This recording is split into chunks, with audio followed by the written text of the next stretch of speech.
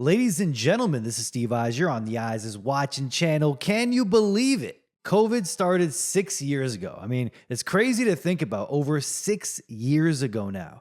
And that exact same psychological manipulation playbook is being used all over again. Back then, it was 2 weeks to flatten the curve. Now it's basically 2 weeks to flatten Iran. That's right, another unwinnable war that's meant to drag on forever. Because as many of you know, a perpetual unwinnable war is the perfect tool for control. Everyone is expecting a major false flag soon. I mean, you can feel it in the air. Everybody is talking about it. You don't have to be Nostradamus to see where this is going. The demons running this clown world are basically telling you it's coming, so get prepared. Now they're saying Iranian sleeper cells are everywhere, just waiting to launch attacks at any given moment. Trump says he's been briefed on Iranian sleeper cells inside the United States. His exact words were, "We know where most of them are. We've got our eye on them, I think." Interesting statement, right? Now, I'm not some kind of legal expert, but if you actually knew where a network of terrorist sleeper cells were hiding, wouldn't you just arrest them? Or did he just accidentally admit something else? Did he just tell you they know exactly where these cells are because they're their own intelligence assets? CIA, Mossad, operatives sitting quietly on standby, waiting for the green light, waiting for the moment when a mass casualty event suddenly pops up out of nowhere, Another 9/11, right when public support for another Middle Eastern war starts to fade. They clearly need something big, okay? Something shocking and something so major that it suddenly convinces the American public that flattening Iran is a necessity, okay? Not just a military operation, but required for national security. We already have terror attacks taking place around the states right now. Okay, psyop after psyop, and you can guarantee what will follow here is extreme censorship online. I guarantee it. They'll start targeting all these websites, shows like this, anyone that critiques that one little nation in the Middle East. But we'll get into all the possible false flags a little later because it's just insane. Now, what does every war for the past 100 years have in common? Well, they're all basically for no reason whatsoever. I mean, we know they only benefit a small group of people, but there absolutely is no real world benefit to any of them. They exist purely as blood sacrifice for the demonic elite. From the same Baal-worshipping demons that brought you the Iraq War, the Afghanistan War, Syria, Lebanon, Libya. Now they bring up the sequel we all knew was coming, the Iran War. Remember 22 years ago when the US started giving democracy to Iraq on behalf of Israel right here? Check out this footage right here of giving the good people of Iraq some democracy in the form of Tomahawk missiles and tanks, grenades, bullets, Saddam was hiding WMD somewhere, or we were told. And they were like, we're sure of it, okay? Oh, oops, never mind. No WMDs there. After thousands dead, millions displaced, killed. Actually, they must be in Iran. That's right. Oops, there was an N at the end of the country, not a Q. Okay, it was Iran, not Iraq. I mean, you can forgive them, right? I mean, the names sound so similar. Anyone could have made that honest mistake. From the same people that want you drinking out of paper straws to save the planet. That's right, we need to stop driving gas-powered cars because of climate change. Then they bomb the shit out of Iran, leaving it looking like a scene straight out of hell. Oil refineries going up in flames, entire sections of Tehran looking like the end of days here. Dark clouds from strikes on oil infrastructure blocking out the sunrise. Apocalyptic scenes everywhere. Massive fireballs lighting up the sky. Thick black smoke turning into black rain over the city. Even scientists say here they're calling it unprecedented when it comes to pollution. Freeing the Iranian people by completely destroying the country's energy infrastructure. Okay? Makes perfect sense. And here we go again with the same line getting pushed everywhere. I'm sure you guys seen this video. This is a short-term disruption for the long-term gain. Short-term pain for the long-term gain. Short-term pain be for long-term gain. We're going to have some short-term pain with long-term gain. Short-term pay for a long-term gain. Some short-term pain, yes, but we've got some long-term gain. Short-term spike for a long-term gain. Some short-term pain for American consumers. We may have to deal with that in the short term. Short-term and temporary. Temporary, short-term pain. It's going to suck in the short term. Some short-term pain. Short-term pain. We have to focus on the short-term. Short-term. Short-term. Short-term. Short-term and long-term. Short-term blip. Hopefully this is a short-term pain. Short-term is highly outweighed of the long-term benefit. Some short-term pain for the long-term gain. Short-term sacrifice for a long-term gain. Short-term pain for long-term gain. You start hearing it from the talking heads on the fake news networks to politicians and even podcasters repeating it like they're all handed the exact same script before going on air.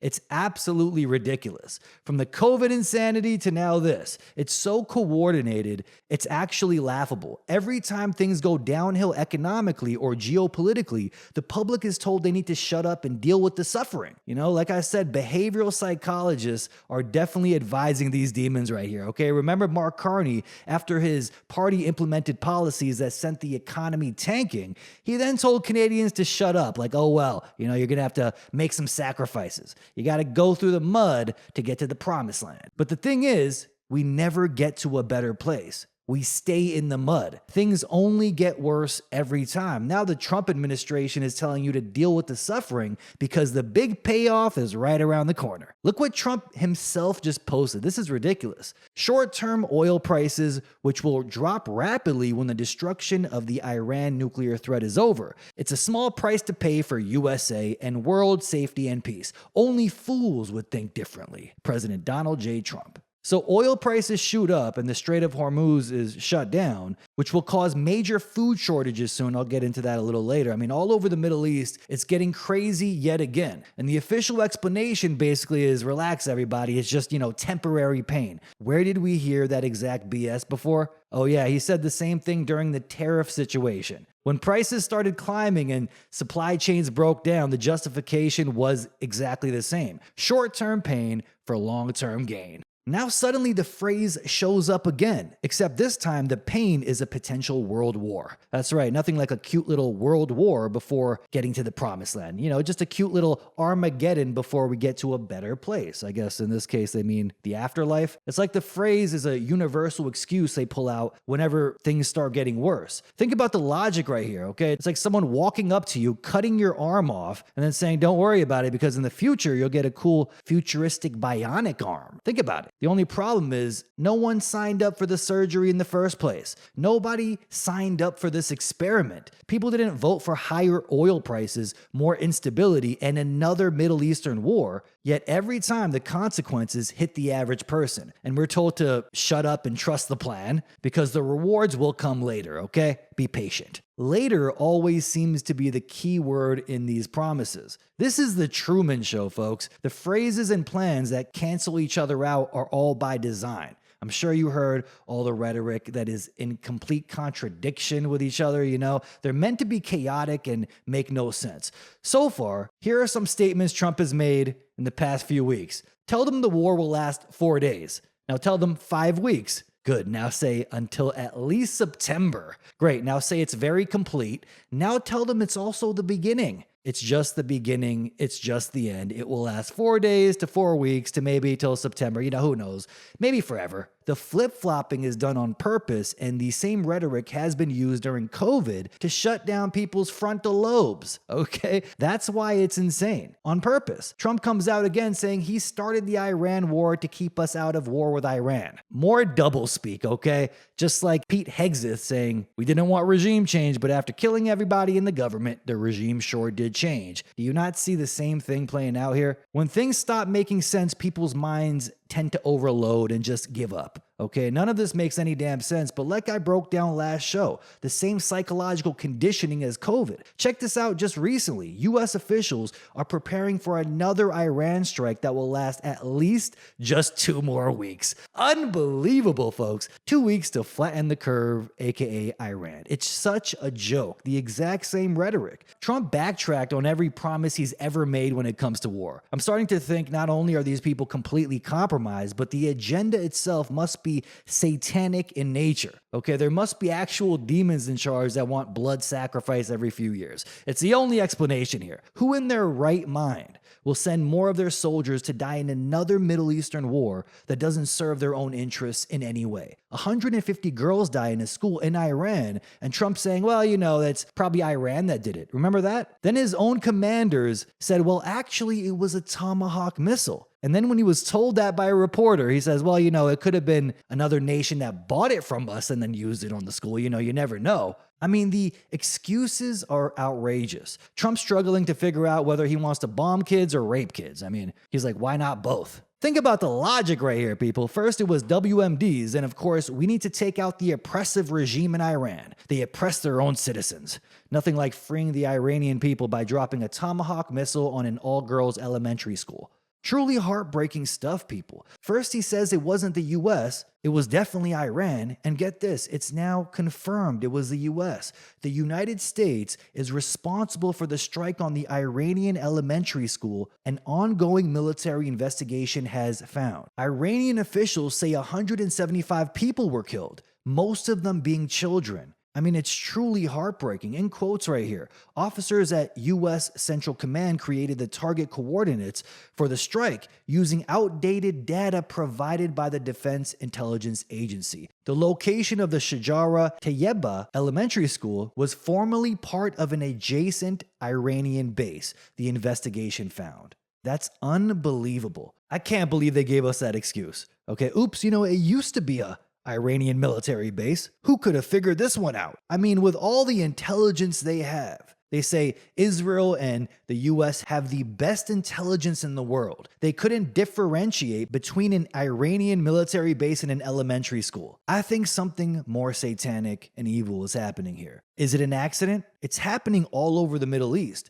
We know hospitals, schools, and even refugee camps are purposely being targeted in Gaza. We have endless examples of this, but also in Lebanon as well. 83 children killed by Israeli airstrikes in southern Lebanon, 400 people overall in just 1 week. No one can tell me they aren't purposely and actively targeting children. This video here of a Jewish person harassing a bunch of pro-Palestinian protesters and then playing the victim is exactly what Israel does after people expose them for killing children, okay? The police in this video being the US government. This is exactly what it is right here. Look at this video.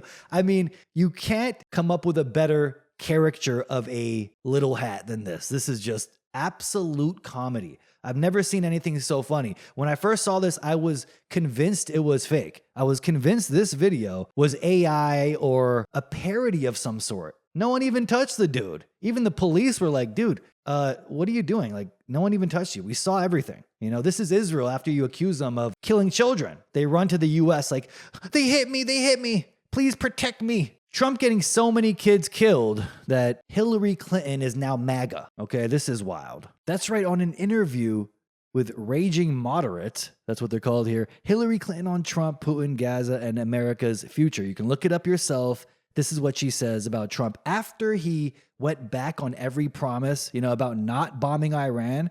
When he does, suddenly all the demons are nodding in agreement. Is there any bigger red flag imaginable? Check this out. I think all of that is a very good signal that there is beginning to be a better understanding, both by the president and the people around him, as well as by the leaders of our European allies, that there can be common ground amongst us.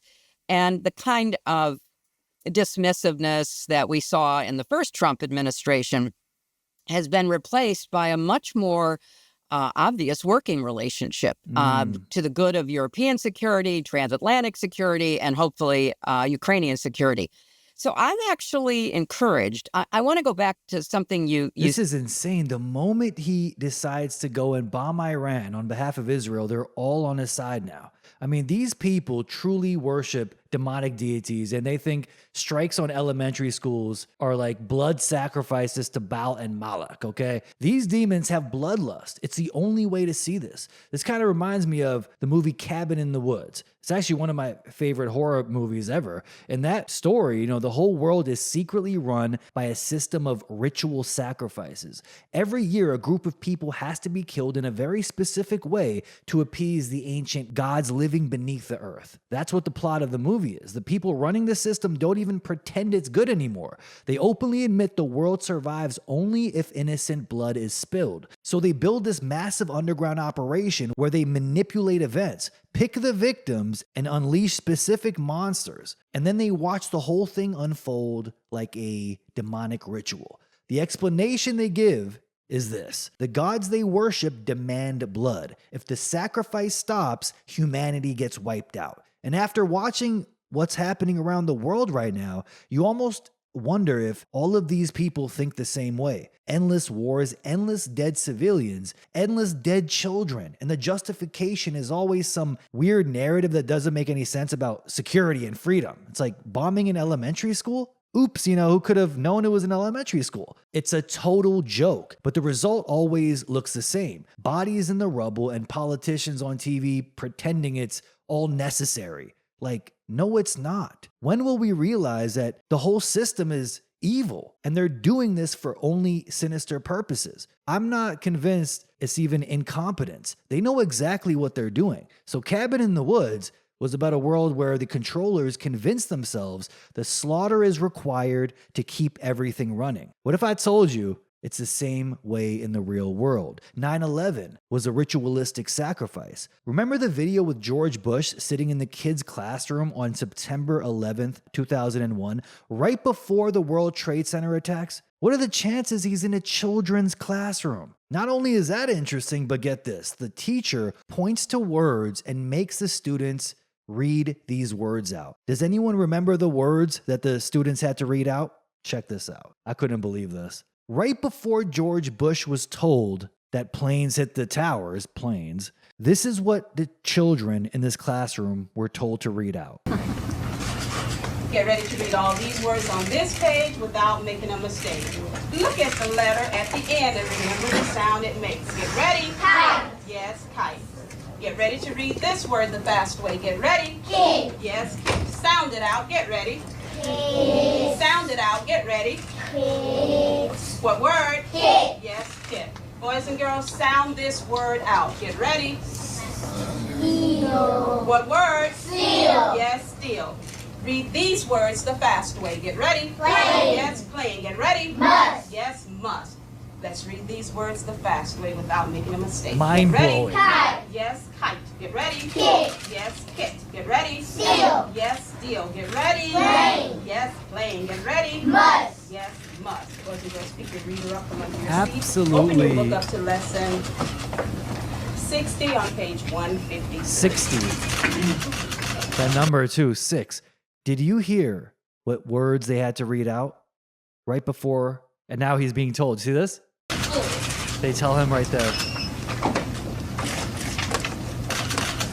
The moment after those kids recited 5 words, kite, plane, must, hit, and steal. What are the chances? And then George Bush is told a plane hit the Twin Towers and they say, the jet fuel melted the steel beams and, the buildings came down. What are the chances of that? This could be the most mind-blowing coincidence of all time. The chances of this, you can look it up yourself. The chances are like 1 in 100 million or something, okay? Something ridiculous. Out of all the words in the English language, these are the few the kids are told to repeat. Fast forward 25 years and it's the same thing. Same ritualistic sacrifice. Different faces this time, whether liberal or conservative, they all seem to carry on with a worldwide satanic agenda that requires sacrifice. Innocent people are the ones being sacrificed mostly, and mostly children. And look at what's being pushed right now with Iran. Everyone knows exactly how this story ends.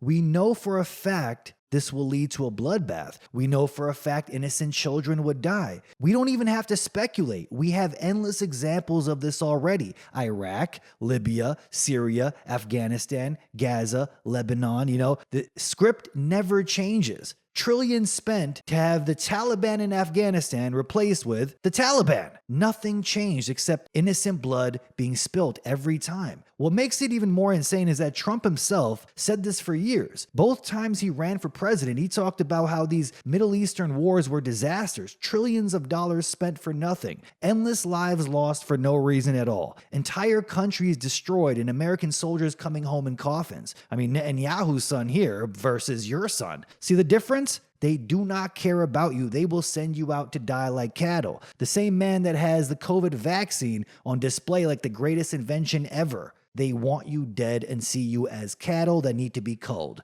But now suddenly, that entire message disappears. Trump does the classic Jewish 180. I mean, it's unbelievable. And now we're even hearing talk floating the idea around of drafting Americans to fight in this war. Think about that for a second. How insane is that? The only way they would ever be able to justify bringing back a draft in the United States is if something massive happened, okay? This is why I expect something major happening soon. Something so shocking it makes 9/11 look small. An event so big it instantly flips the entire country from actually questioning, another Middle Eastern pointless war to demanding retaliation. Okay, how big of an event does that need to be? Ask yourself. And then you start seeing headlines like this floating around out there. FBI warns California police departments that Iran may retaliate against the U.S. by launching offensive drones towards the west coast of the United States. Now, hold on a second. What? Iran launching drones to California? Tehran to California is like 7,600 miles or something. Iran does not have the capability to just casually send drones across the entire Pacific Ocean and hit the West Coast. So if something like that were to happen, the narrative would already be written before the investigation even started. And notice how oddly specific that warning is too. California, of all places. Almost like the idea is being planted ahead of time. Because remember the whole New Jersey drone story from a few years ago? At first, people were like, what the hell are these? Are these alien? Maybe it's aliens. At first, even the MSM and a lot of politicians were saying it could be aliens. You can't make this up. Or some unexplained phenomenon. Then suddenly, we start hearing something completely different. New Jersey Congressman Jeff Van Drew came out saying Iran launched a mothership about a month earlier that contains these drones. And that the mothership was supposedly off the east coast of the United States launching them, okay? Check this out. The White House denied it 2 years ago. This is actually really funny. It's like watching the PSYOP be built. You're seeing the foundation be built, and it was built 2 years ago. It's like conditioning people's minds, putting the idea in their minds so they accept it when it happens. A Republican from New Jersey was just on the air saying that Iran launched a mothership probably about a month ago that contains these drones, and that mothership is off the coast of the east coast of the United States. Is there any truth to that? There is not any truth to that. There is no Iranian ship off the coast of the United States, and there's no so-called mothership launching drones towards the United States. That's actually kind of crazy that happened 2 years ago, and now they're floating the same idea. It kind of reminds me of like after 9/11, the White House came out saying, well, who could have predicted planes being used as missiles and crashed into buildings, yet they held exact war games of exactly that scenario multiple times, saying Al-Qaeda is planning to attack the World Trade Center too. I mean, I think we're seeing some kind of predictive programming again. This time an Iranian mothership off the West Coast, not the East Coast. See how they do it? Now, of course, this will take them by surprise. Well, we didn't know they could do this on the West Coast.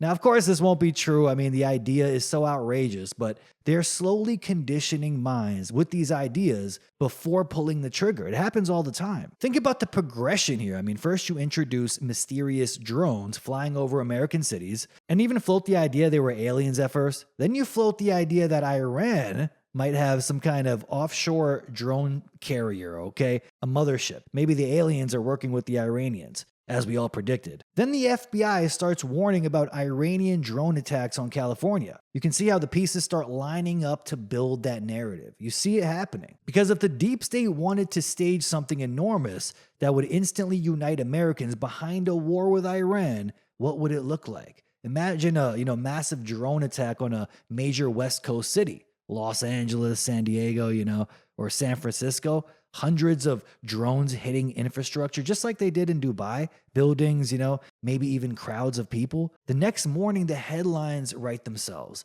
Iranian drones launched offshore. Iran attacked the United States. We must respond. That becomes your new Pearl Harbor moment. Actually, it sounds like a modern Pearl Harbor. History already showed how easily the public can be pushed into a war after a major shock event. I mean, after 9/11, people were lining up to join the military by the hundreds of thousands. The entire country flipped overnight into a war mentality. People in the streets were acting like they were in Starship Troopers, ready to go overseas and wipe out whoever the television told them was responsible. I say kill them all. You know, just like Rico said in Starship Troopers, they actually were saying that on the streets.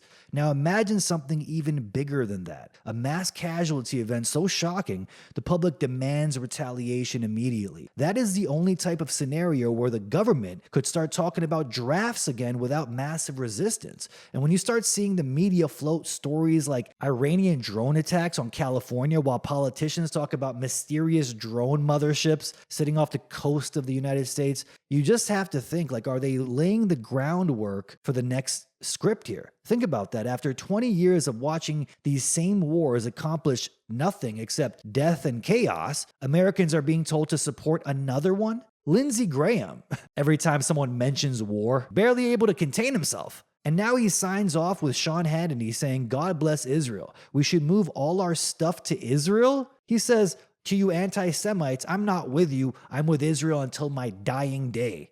In another video saying, I'm going back to South Carolina and asking them to send their sons and daughters over to the Middle East.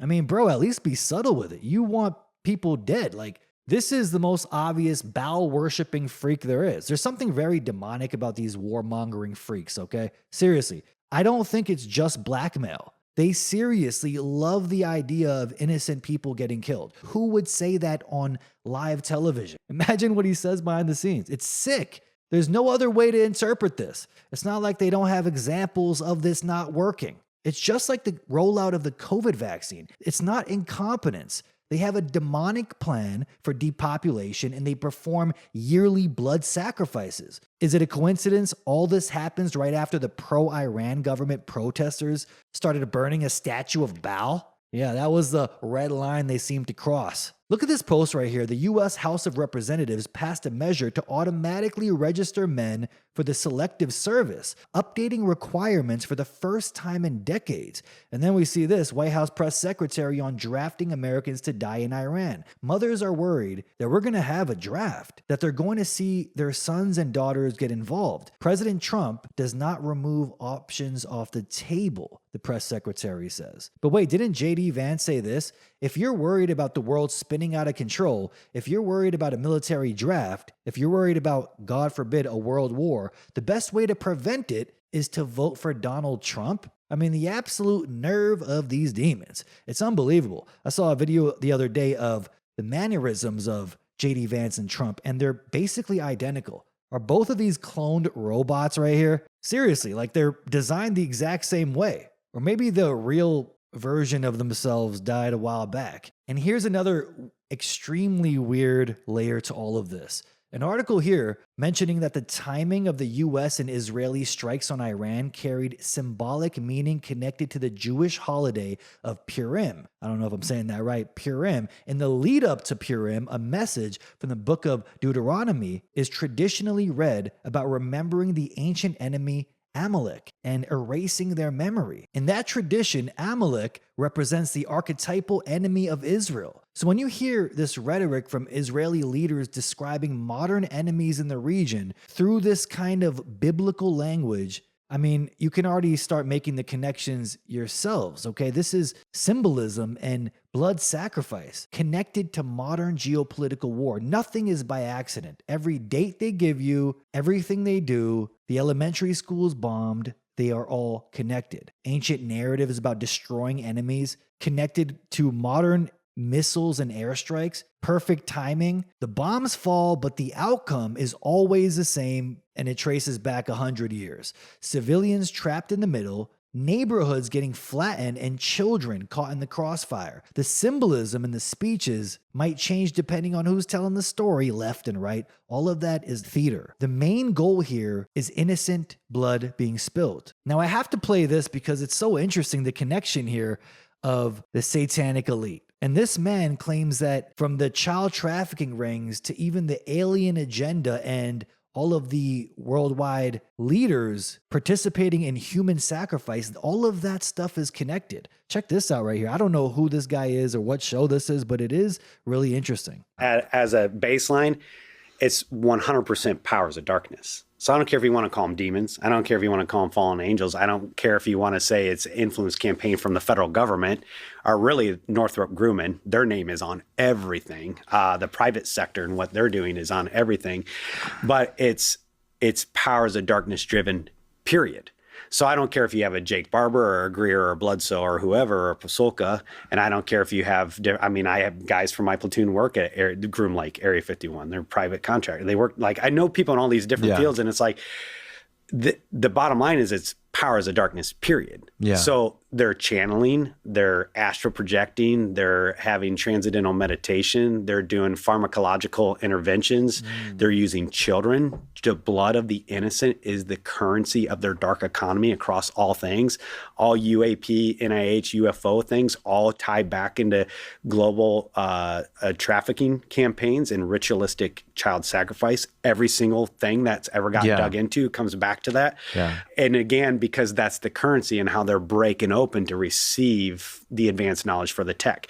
This is empirical data. This is what's being collected through these different black projects and these SAPs and CAPs, and then being consolidated to present to, at the congressional level and the policymaker, their findings are, and which is like Jack Valet and all these guys say this. And all, I mean, there's so many people say this. Graham Hancock. Yep. It's all about channeling through altered states of consciousness to receive special, enlightened, higher frequency information. And every single, nobody is saying anything different. I don't care if they're God haters. I don't care if they're pseudo God lovers, like, you know, this Diana Pasulka with the you know, Vatican, whatever, theological researcher, or like, you know, Bledsoe intermixing Christ into, by the way, he was tripping balls. Yeah. When he had this experience. Like, those are things that are all in these reports that I'm seeing that nobody else is talking about. And so it doesn't matter what somebody's preference of interpretation is. The baseline is powers of darkness driven. Call it whatever you want to call it. It is 100% a satanic, Luciferian, high level influence campaign. That is very interesting. And I do have to say, it does look like that when you're looking into these things. What's happening around the world, UFO, alien connections. I mean, Aleister Crowley saying he channeled a demon, and the demon literally looked like one of the gray aliens. I mean, it all connects. And another video I got to play here. I mean, say what you want. You know, it's up to the people watching. You can come to your own conclusions yourselves. But there is something weird and satanic about all of this. And here's another video from a priest that says he's seen demons manifest as gray aliens. So all of you know the classic example of a gray alien, you know, in the movies, and people describe seeing these things. This exorcist has said he's seen demons manifest as these gray beings. I do know other exorcists where they would, in session, they would actually, once the demon manifested, they would manifest in literally looking like an alien with the eyes and the small mouth and the whole bit turning gray. And they even call themselves gray. And they try and lie to the exorcist by saying, oh, well, we're not angels, good angels, and we're not bad angels. We're not demons. We're kind of in the middle. We're neither good nor bad. No, dude, you're just a demon, right? Because when you start talking to them, it's all that is a diversionary tactic, which they do in the session. So just as we're seeing this play out itself on a grander scale in the world with the whole alien thing, they'll try and do that in session where they're just trying to distract you by something that they know that is not true, but they're hoping you'll believe it's true, because then from there they can manipulate you. That is very interesting. Now, make of that what you will. I'm not saying, you know, what he's saying is true. I can't obviously confirm it, but it is interesting. It ties into the grand scheme here. There's something evil taking place. When you step back and you see the bigger picture, you start making the obvious connections here, okay? How could it be the current administration, the Trump administration, can go through with an Iran war? I mean, it's absolutely absurd unless there were darker forces pushing them in that direction. There's no way Trump just randomly woke up one day and decided to attack Iran out of nowhere. Geopolitics doesn't work like that. Moves this big come either after blackmail or demonic possession. Okay, that's it. It could be Netanyahu used Epstein to blackmail Trump into being the ultimate puppet for Bibi. You never know. Or the new Trump could be a clone. I don't know. I wouldn't put it past the DICs, okay? Because look at what Trump said about Lindsey Graham just a few years ago. Let Russia. I have to say, this does look like a different Trump, doesn't it? This does not look like the same Trump we see now. 2%. I saw him on television this morning, and I think he lost it. He's saying, Donald Trump, he couldn't even talk. He was shaking. The hatred. They say, what do you think of Donald Trump? Oh, he went crazy. The guy is a nut job. I mean, and honestly, I don't want his endorsement. I don't want anything to do with him. And his thinking, he says, I know so much. He knows about the military. I could push him over with a little thimble. Boom. And I look at a guy like Lindsey Graham. Then I hear his theory on the war. You'll be in there forever. You'll be in there. And you'll end up starting World War III with a guy like that, too. We don't want World War III over Syria. Okay, we don't want do we agree with that? We don't want World War. But I watched him on Fox today. I have never seen a guy I don't think I've ever seen a guy so totally out of control. They mentioned my name. He went literally crazy this morning. So he got out of the race, Bill. He was at, is this correct? He was at zero. And he still didn't want to get out of the race. You know, I often say these guys that are zero, why do they stay? Wouldn't you I think I'd crawl in a corner and I'd hide. I would just sort of put out a release. I've left the race. I wouldn't even give a news conference. I'd be too embarrassed. But anyway, I think he's a disgrace. I think Lindsey Graham is a disgrace. And then he turned around and did everything Lindsey Graham wanted and Hillary Clinton. What does that tell you? Is that the real Trump? Or maybe the new one is a clone. Maybe that weird red rash on his neck was actually where they staple the flesh on top of the controlled robot. You know, now what could be the next false flag here? Because even every MSM outlet is warning it's about to happen. Okay, this is wild. It's like the opposite to what happened before 9/11. No one was expecting anything before 9/11, you know, well, except the governments that were behind it and Alex Jones. For some reason, he knew exactly what would happen. But this time, every MSM network is saying, okay, folks, here comes the next 9/11. Are you ready for it? It's truly insane. I've never seen anything like it. But what could it be? Like the demonic blood sacrifice version of The Price is Right. What could it be? And look at the headline that just came out right here. The 2026 Oscars in Los Angeles have been placed on heightened security after the FBI warned law enforcement in California about the possibility of a surprise attack linked to Iran. Oh, Iran might attack the Oscars. Oh no, not the celebrities, not them. I mean, protect Rosie O'Donnell and Rihanna and like, what? Why would Iran target them? We don't even like these people. Doesn't make any sense. Officials say Iran could retaliate for recent U.S. and Israeli military strikes by launching drone attacks towards the West Coast pretty soon. Authorities say they are watching for threats including sleeper cells, lone actors, and advanced technological or cyber-related attacks. I will cover that a little later. No one's really talking about that one. Security around the ceremony has been increased, with the FBI, LAPD, and other agencies coordinating closely as tensions in the Middle East continue escalate. Isn't that interesting that article says that? The Oscars could be the next target. But here's another angle that barely anyone is talking about, okay? What if the mainstream media has also been quietly drip feeding the public hints about the real false flag that could happen very soon, okay? Drones and Oscars, BS, okay? We know what could happen very soon because they've been warning you for a while now. These stories aren't getting much attention. They actually appear for like a day, maybe two, and then they completely disappear and no one's talking about them. No alternative media network is talking about them. They just slip through the cracks every single time and people forget. Take a look at some of these headlines right here. One reads, pro-Iran hackers claim cyber attack on U.S. companies. Another one says, intelligence agency tells Canada to brace for cyber attacks. So now suddenly we're hearing about Iranian hackers, cyber retaliation, and digital attacks on our infrastructure. And if you think about it, a cyber attack might actually make even more sense for the next big event. You wouldn't need missiles or drones crossing oceans or bombs blowing anything up. You wouldn't need any visible military buildup. One major cyber strike hitting financial systems, power grids, airports, or communications networks could throw the entire country into chaos overnight. It would be the perfect narrative, okay? It would be already written before anyone finished investigating it, okay?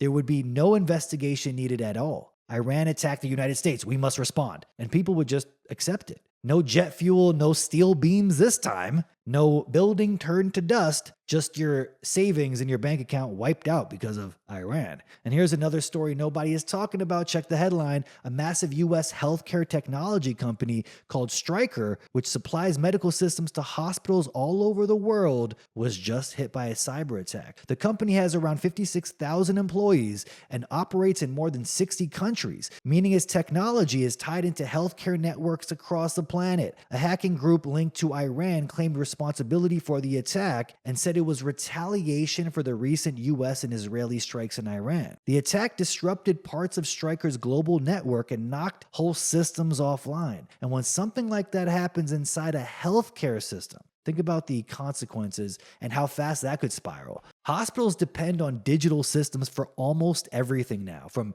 patient records, medical equipment, scheduling, the whole supply chain, and even communication between departments. When those systems go down, it creates chaos. Surgeries get delayed, records completely disappear, and doctors and nurses suddenly lose access to critical information about patients. Cybersecurity researchers even say, an attack like this could spread through entire healthcare networks because these systems are all connected together. One breach can destroy entire hospitals, clinics, suppliers, and whole emergency services, Canada's Cyber Security Center is already warning infrastructure operators to stay on alert as the Iran conflict escalates. Their assessment says Iran will very likely use cyber operations as part of its response. And if attacks like this start targeting hospitals, energy systems, or financial networks, or even transportation systems at the same time, entire parts of the economy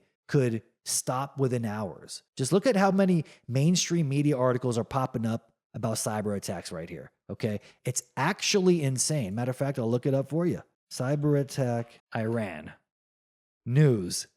It is actually insane. I'm not even joking. There's probably thousands of articles every day, but no one's really talking about this one right here. Iran-linked hackers tied to cyber attack on U.S. company. Iran appears to have conducted a significant cyber attack against U.S., blah, blah, blah, endless stories right here. Look at this, all within 12 hours. Look at how many there are. Poland says many indications foiled cyber attack on nuclear center originated in Iran. Really now? Oh, so Poland is getting involved, huh? So it really seems like they're building the next false flag here, and we all remember what Klaus Schwab said, right? A comprehensive cyber attack will make COVID look like nothing. This will really shut down everything. Maybe total blackouts, power grid shut down. Think about how many times you've heard anyone in alternative news talk about this right here. And more predictive programming. Remember the movie Leave the World Behind? The movie executively produced by the Obamas, it's basically an apocalyptic thriller about a family on a vacation whose trip turns into a nightmare after a massive cyber attack knocks out the power grid and communication networks across the country. So with phones, internet, and transportation systems completely failing, and then society begins to collapse all around them. Planes start crashing, self-driving cars pile up on highways, and strange unexplained events start happening as people try to figure out who launched the attack and what's actually going on. And one of those things in the movie is this strange, high-pitched, disorienting sound that people keep hearing. But wait a second, wasn't the US and Israel just talking about some new weapon they're calling the discombobulator? A device that supposedly emits an intense sound wave that leaves people completely disoriented? I mean, that's a pretty crazy coincidence. Trauma passes right through the skull. These beams are absorbed by the water in the brain tissue and the fluid in the inner ear. This energy causes a minuscule rapid heating of the tissue, less than 1 degree Celsius. But that tiny sudden expansion generates a pressure wave inside the skull. The consequence? The target hears a sound, clicks, buzzing, or a roar that originates inside their own head, bypassing the eardrums entirely. If the frequency is tuned to the resonance of the inner ear, it violently disrupts the body's balance, causing immediate vertigo. At higher power levels, that rapid tissue expansion can rupture capillaries, leading to the reported nosebleeds and internal trauma. Crazy, right? And get this. This one is actually wild. So remember how they've been conditioning the public to believe an Iranian drone attack on the United States could happen any day now? Well, in the movie Leave the World Behind, there is literally a scene where drones start flying overhead, dropping thousands of red leaflets all over the place. The leaflets are written in Arabic and they're warning about destruction and death to America. One of the characters in the movie suggests Iran is behind it, and it's part of some coordinated attack designed to destabilize the country. What are the chances of that? And the crazy part is the movie never actually confirms who's responsible. It leaves it completely up for debate. It could be Iran. It could be some other foreign actor, or it could even be a false flag operation meant to throw the country into chaos. The whole idea in the film is that this attack is part of a larger strategy to isolate the United States, shut down communication networks, and create synchronized panic across the country until the system starts collapsing from the inside. Isn't that crazy? So they're already talking, in real life, they're talking about Iranian drones about to attack the West Coast, the United States bragging about discombobulator energy weapons that create loud ringing in the head to the point where you collapse. And in the movie Leave the World Behind, Iranian drones dropping red pamphlets talking about death to America. This is getting really weird, people. Look, when the same slogans get repeated across all MSM every time another crisis unfolds, we know a pre-planned script is playing out, okay? Short-term pain for long-term gain. And they're talking about oil now, okay? That's the line they keep feeding the public. But the reality right now is oil prices exploding and the global energy system is getting shaken up. This isn't some tiny market fluctuation either, okay? Crude oil has been already blasted past $100 a barrel, and earlier this week briefly spiked close to 120. It's completely volatile, the whole oil market right now, and it's on purpose. This war is dragging into its second or third week, I believe. And remember where all of this is happening, the Strait of Hormuz, one of the most important choke points in the whole world, where roughly 20% of the world's oil supply moves through every single day. And right now, that waterway is getting backed up with oil tankers, cargo ships getting blown up to pieces right now. We see endless videos of this. Iran has been launching missiles and drone attacks across that region, targeting military assets and infrastructure. The U.S. as well. Israel too, while the United States and Israel continue hammering Iranian positions and weapon systems. At the same time, oil facilities across the Gulf are getting hit or threatened. Saudi Arabia had to intercept attacks aimed at its massive Sheba oil field. Bahrain's national oil company declared force majeure after strikes damaged refinery operations. And several Gulf states like Iraq, Kuwait, and the UAE have already had to cut production because storage facilities are filling up faster than shipments can move through these disrupted routes, okay? And the situation keeps getting more volatile because Iran's Revolutionary Guard is now openly warning that not a single liter of oil will be allowed to pass through the Strait of Hormuz while this conflict continues. And Trump is threatening them back, so it looks like a lot more chaos is incoming. They're saying ships linked to the US, Israel, or their allies could be targeted as legitimate targets.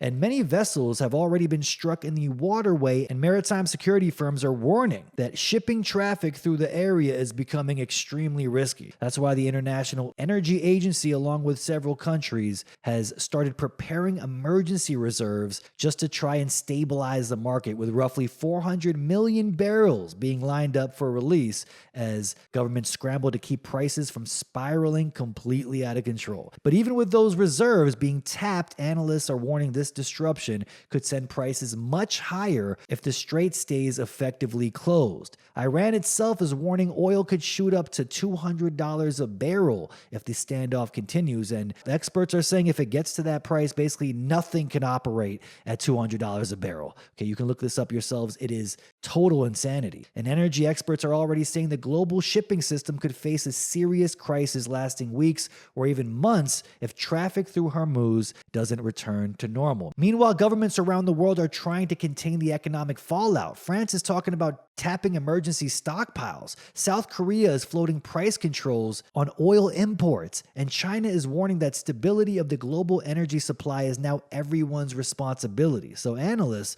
are even saying it wouldn't be shocking to see oil jump to $150 a barrel in the coming weeks if things keep escalating. And the longer this war drags on, the more pressure builds because none of the major players look like they're backing down anytime soon. The US and Israel say the strikes will continue as long as necessary to dismantle Iran's nuclear and missile programs. Iran is retaliating across the region while still holding back parts of its missile arsenal. And more countries are slowly getting pulled into the orbit of the conflict through military deployments and defensive operations. Short-term pain for long-term gain, they say. What they mean is a serious supply chain issue is going to come about here, driving energy prices through the roof. And get this, it's not just oil moving through. Roughly a third of the world's fertilizer also passes through the Strait of Hormuz. That means the same conflict driving up these oil prices could also hit food production worldwide. Because if those fertilizer shipments get disrupted long enough, farmers everywhere start paying more to grow crops. And a few months later, the cost will show up at the grocery stores. So this could really get out of hand soon.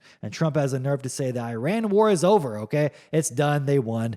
Yet Hezbollah fired over 100 rockets into Israel right after he said this too. And also, as we all knew, Greater Israel Project in full effect, people. And yes, the Greater Israel Project is worldwide because get this, Satan Yahoo says that the Iran war is not only turning Israel into a regional superpower, but into a global superpower. As we all knew, one world government with Israel at the head. Okay, because just in time, Palantir teams up with NVIDIA to create a sovereign AI for governments, basically a giant AI system meant to run all intelligence networks. And NVIDIA is calling Israel their second home now. So as the world collapses, missiles and bombs being blown up all in the Middle East, an all-seeing eye is being built behind the system. Now, carrying on here, all these mass shootings as of late, specifically school shootings, okay? False flags, psyops, it's been nonstop, people. Whether you argue they actually happened the way we're told or whether parts of the story are being manipulated, that doesn't matter anymore. The outcome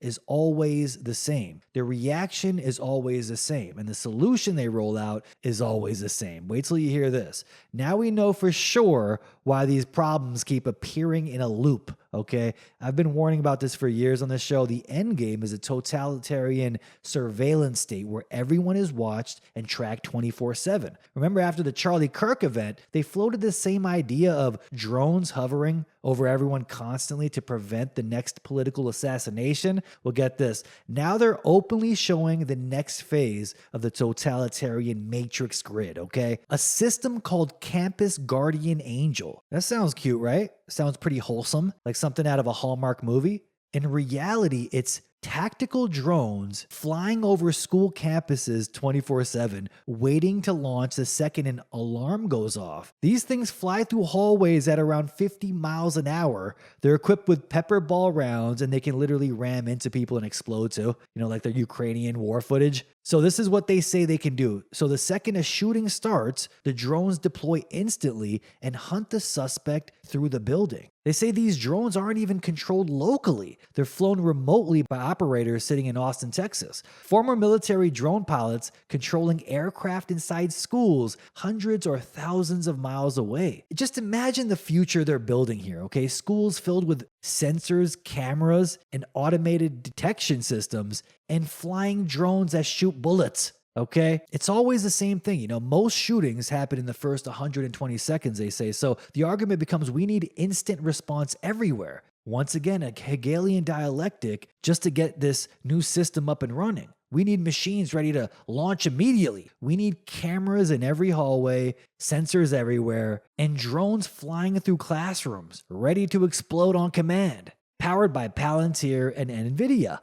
Controlled by somebody in Israel, And there's going to be an emotional trigger they attach to it because They even bring in grieving parents to push this new system. Parkland, Sandy Hook, tragedy after tragedy used as the emotional anchor, because once you attach children to the narrative, the public will accept it. It's just going to be framed as safety and a logical next step here. That's how this infrastructure gets built. I do believe in a few years, they're going to have these same drones flying 24/7, watching everyone. In China, they're doing it over the chikungunya virus. That's what they're doing it for. But over here, they're going to do it for the mass shootings, for the Iranian sleeper cells, next COVID that pops up. 3 school districts already have these drone systems installed. The goal is to expand them nationwide, they say, which means thousands of schools become miniature surveillance zones, drone hangars on campus, remote operators monitoring feeds 24/7. And they're talking about Iranian drones. We should be worried about the Iranian drones? Really? While they're doing this? Automated security responses launching machines inside buildings. And of course, people are going to be like, what's the problem? It can stop the next school shooter. But look at the bigger picture here. I mean, cameras everywhere, facial recognition, AI threat detection, biometric tracking, and predictive policing systems. And now they want to add remote control drones into that. Think about where this could head, people. This is truly some dystopian stuff. Oh, but it's all about protecting people. You need the same Ukrainian drones that blow people up here too. Okay? It's all about safety. But now we know why these mass casualty events keep dominating headlines year after year. It's actually not for gun control. Can you believe that? This is what they want to push soon. The events create the fear, and the fear creates the demand. The demand justifies this totalitarian technology. I mean, problem, reaction, solution every time. So get this. I got to end with this because it's just absolutely outrageous. We could throw it into the well, ain't that some shit segment. You better believe it. We're supposed to believe something so outrageous that I don't even know how people could believe something like this, okay? For the past few years, people have been noticing an explosion in cancer, turbo cancers, okay? Doctors are even mentioning that aggressive cases are showing up out of nowhere. Younger people getting diagnosed, tumors moving faster than they normally do. Some oncologists even started throwing around the term turbo cancers. Not something the media wants to talk about too much, of course, but the stories have been everywhere. And the timing of all this lines up right after the biggest injection campaign in human history. Billions of mRNA shots pushed into people across entire nations in record time, and then suddenly explosions in turbo cancers. You're not going to believe this. They want us to believe those same COVID shots might actually help the body detect cancer. This is peak retardation, okay? Researchers now saying the vaccine stimulates T cells and strengthens tumor surveillance. That's right, the same shots that cause turbo cancers. Now they're saying the immune system becomes better at spotting abnormal cells if you get the COVID vaccine. Imagine the amount of brain damage you need to believe this one, The same vax that was introduced that immediately caused turbo cancers to spike, apparently those same shots might actually help fight cancer now.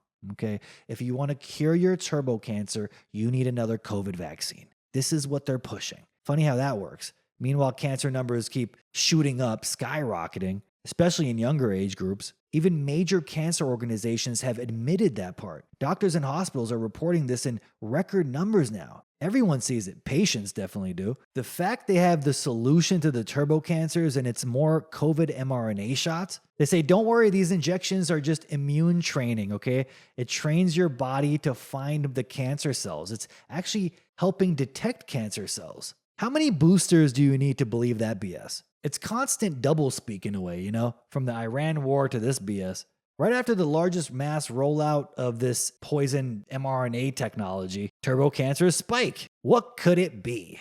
But I gotta move on to another story here, which could be a psyop. I'm not sure. But we got to get into this because right after that story about mRNA possibly helping fight cancer, another story pops up that seems really strange. A recently resurfaced CIA document from the early Cold War is suddenly making the rounds online and people are getting furious about it. They're like, how could you not tell us this before? But something seems really weird about all this. The document was written in February 1951, and it was basically a CIA translation and summary of a Soviet scientific paper published in Leningrad the year before. Back then, U.S. intelligence was closely watching Soviet research, especially anything related to biology or medicine. The research itself looked at similarities between parasitic worms and cancer tumors. According to the papers, both seemed to survive under very similar metabolic conditions. The report even noted that the parasites showed something scientists called pronounced anaerobic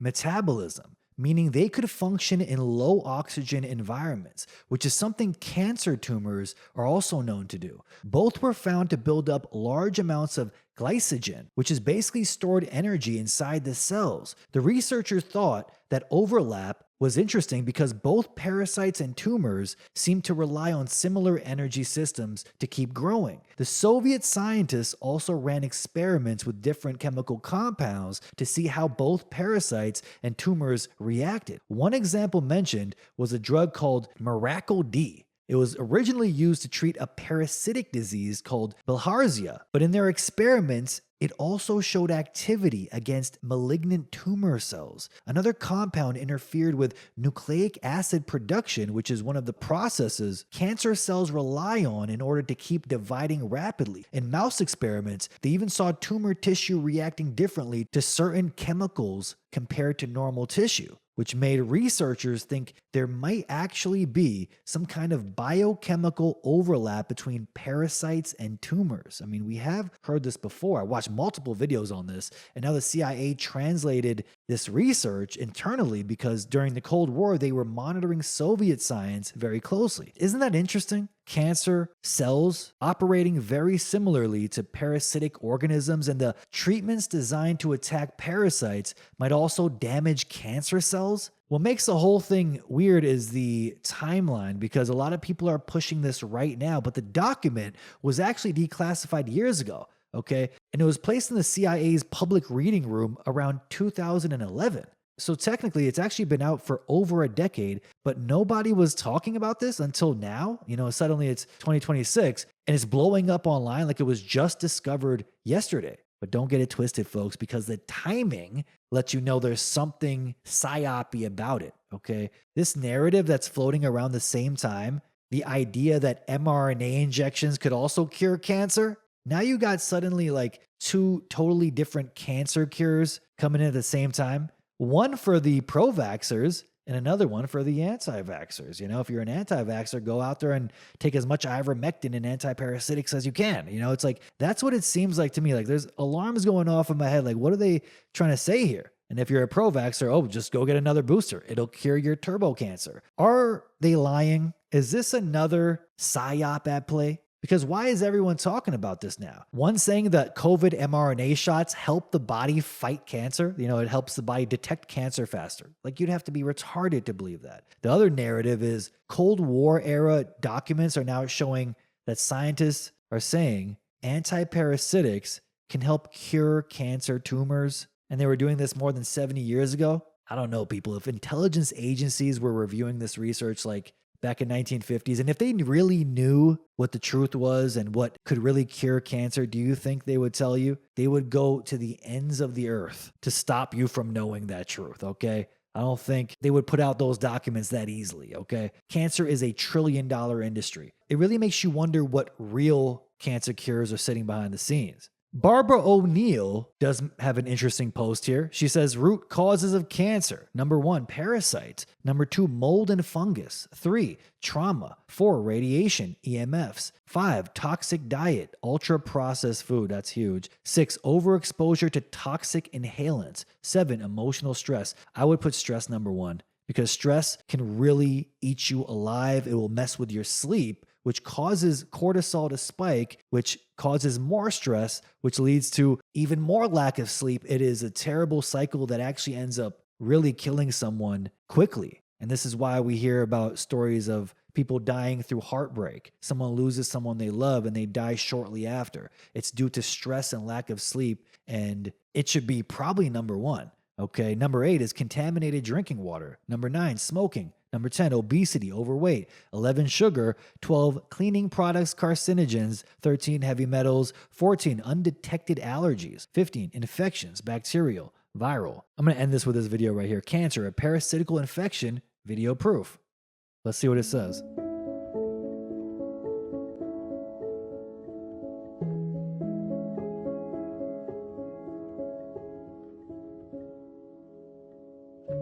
The microparasites described by Dr. Weber that you can see here can be found in the tissue of all cancer patients. Wow. Mainstream cancer research denies their existence. However, they are called differently. What Dr. Weber calls, for example, a gamete, the mainstream cancer researchers call cell-intrinsic organelles.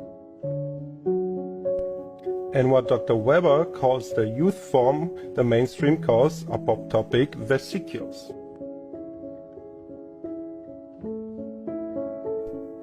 Active movement. We can see here moving corpuscles inside of an immune cell. The mainstream cancer research believes those are the organelles of the cell and they move because this is part of the life process of the cell itself. Let's accept this theory for a moment. That would mean that if the cell dies, the organelles have to die as well. But exactly that does not happen.